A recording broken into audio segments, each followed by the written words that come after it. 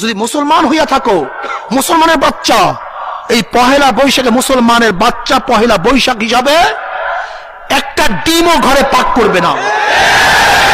একটা ডিম পহেলা বৈশাখ হিসাবে কোন মুসলমানের বাচ্চা পহেলা বৈশাখে কোন সুন্দর পোশাক পরবে না।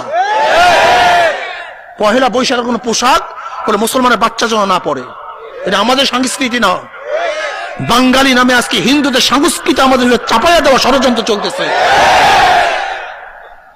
যা পাও সেই সংস্কৃতি পালন করা শুরু করছে, ইসলামকে ধ্বংস করার ষড়যন্ত্র চলতেছে। আল্লাহ পাক আমাদের সবাইকে হেফাজত করেন। মুসলমানের গোষ্ঠী লানত কিছু নামধারী মুসলমানদের উপরে। গোটা জিন্দিগিতে সবচেয়ে লানত হলে নামধারী মুসলমান। মুসলমানের বড় শত্রু মুসলমান, নামধারী মুসলমান। আপনারা জানেন মীর জাফর নামধারী মুসলমানের কারণে সিরাজউদ্দৌলা পরাজিত লাভ করছে, পরাজিত হয়েছে। মীর কাসেমের মতো নামধারী মুসলমানের কারণে টিপু সুলতানের মতো বিশ্বযুদ্ধ